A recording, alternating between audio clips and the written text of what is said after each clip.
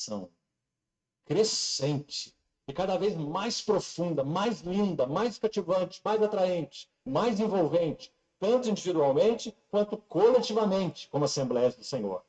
Tem que haver uma apreciação crescente da pessoa e obra do nosso Senhor Jesus. Deixa eu citar um exemplo para os irmãos. Quando o povo de Deus, lembrando novamente do cativeiro, o retorno do cativeiro, onde Neemias estava envolvido, que já citamos, quando eles fazem o primeiro retorno com Zorobabel e Josué, você se lembra? E em torno de 50 mil pessoas. Esdras capítulo 3 diz que a primeira coisa que eles colocaram no seu lugar, ou que foi restaurada, foi o altar. Esdras 3:3.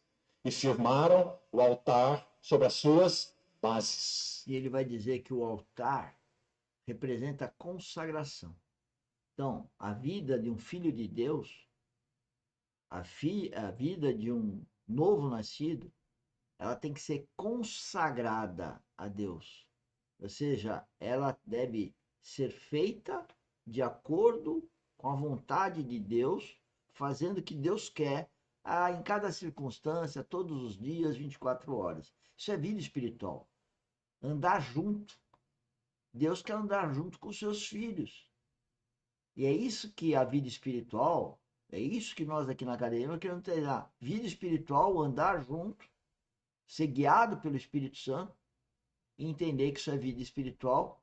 E aí, a partir daí, fazer a gestão da nossa vida cristã, como eu falo nos nossos mini treinamentos.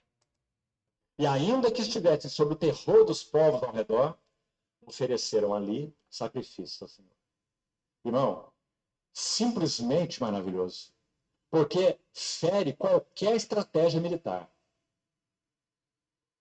Qualquer povo que viesse na condição que eles vieram, uma jornada no meio de inimigos, de feras, um lugar deserto, perigoso. Lembra como Esdras orou no segundo retorno agora, depois de Zorobabel e Josué, com mais ou menos 50 mil pessoas, houve um segundo retorno com Esdras posteriormente. Você lembra como ele orou?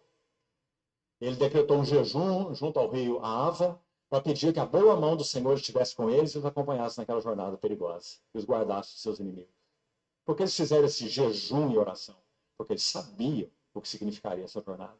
Eles podiam ser exterminados pelo caminho, não é? Então esse povo chega lá, não no retorno com Esdras, certo? No primeiro retorno, com Zorobabel e Josué. E a primeira coisa que eles colocam no seu lugar é o altar. Nós diríamos, isso é insano. Eles teriam que imediatamente começar. Veja a explicação dele.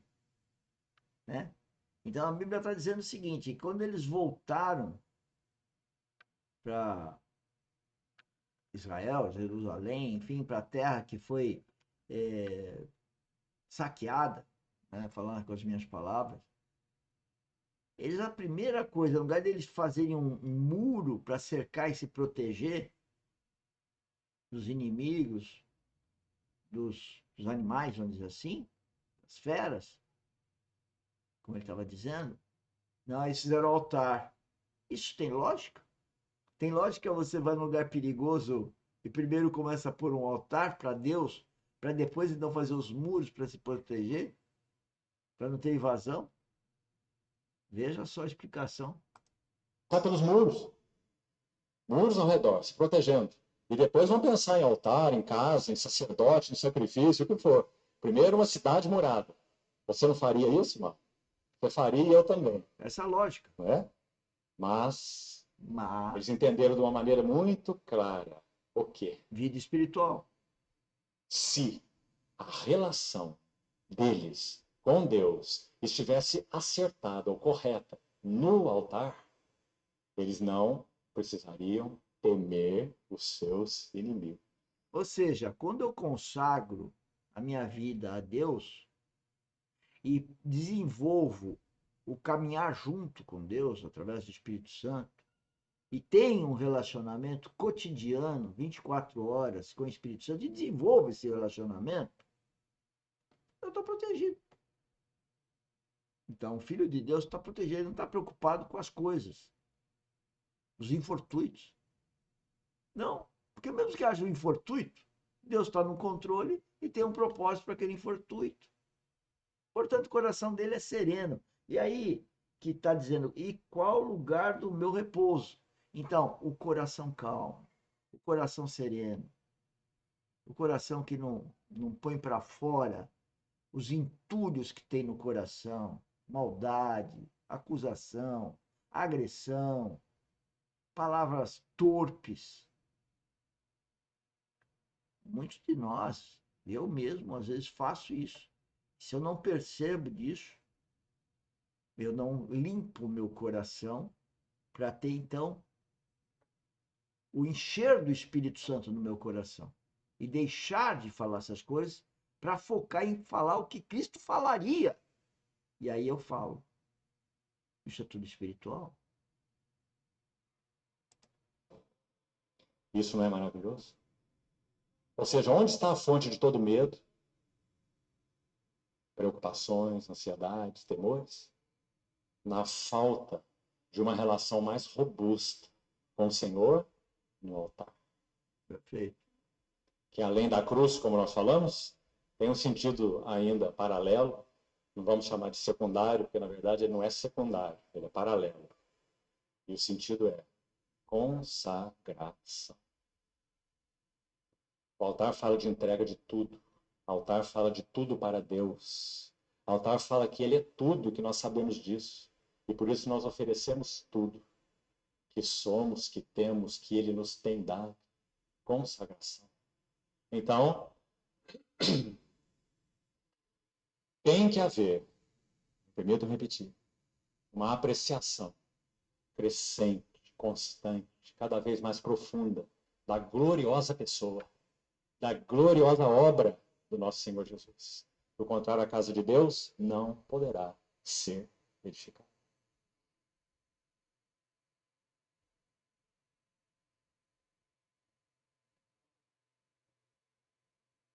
Deixe-me dizer outra coisa, meus irmãos amados.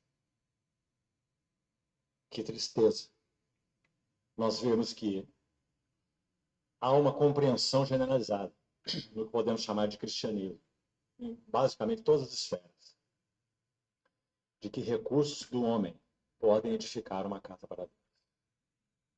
E isso é impossível. O apóstolo Paulo, sem dúvida, um dos maiores santos de Deus que já pisou essa terra, acho que você também não tem dúvida disso. Um homem eloquente, preparado, inteligência acima da média no seu tempo, versado em 3 idiomas, culto, cidadão romano. Ele escreve assim: eu decidi nada saber entre vós, senão Jesus Cristo e este crucificado. Ele mesmo escreve agora em 2 Coríntios 3 assim: não que nós, por nós mesmos, sejamos capazes de pensar alguma coisa como se partisse de nós. Mas a nossa suficiência vem de Deus, que nos habilitou para sermos ministros de uma nova aliança. Não da letra, mas do Espírito. Meus irmãos, não há nada de nossos recursos naturais que possam servir para a edificação da casa de Deus. Nada. E nós temos que começar com esse nada. Porque se há contornos, coisas que o Senhor colocou em nossa personalidade, Ele equipou Paulo com algumas coisas, equipou João com outras, equipou Pedro com outras, né? Se essas coisas irão, de alguma maneira, ser úteis, vamos usar essas palavras com muito cuidado, nesse processo da edificação da casa de Deus, só um caminho para elas serem úteis. Um único caminho. Todas elas têm que passar pelo altar, pelo trabalho da cruz. Você compreende o que isso significa, irmão? O que significa trabalho da cruz em nós? Temos que chegar a um veredito do nada. Temos que chegar em cada um desses talentos, como nós chamamos, não é? E podemos chamá-los assim, o Senhor, sim, nos criou como somos, e talentos de uma forma ou talentos de outra. Não, falando em talentos, acho que é o mais fácil a gente compreender o que ele está querendo dizer. Que é, eu posso ter talentos, todos temos talentos dados por Deus, mas esses talentos é para estar a serviço de Deus. E como eu vou estar a serviço de Deus, se eu não tenho o Espírito Santo me governando na minha caminhada, com os meus talentos? Aí eu vou começar. Eu acho, eu penso, eu quero, eu não quero, eu gosto, eu não gosto. E pega esse eu e corta. Porque não é eu. O Filho de Deus não fala eu, só quando erra. Aí é ele. Mas quando acerta, quando está caminhando, é nós. É o Espírito Santo que tem que guiar o coração do Filho de Deus, se ele for um filho digno e obediente a Deus. E assim, ele se consagrando a Deus em tudo que faz, fazendo, seguindo a orientação, o governo do Espírito Santo, nós estamos dando glória a Deus, nós estamos edificando Cristo em nós e nós estamos ascendendo na nossa carreira espiritual. E é isso que nós estamos fazendo aqui na academia. Vem conosco. Mas se eles não passarem pelo trabalho purificador,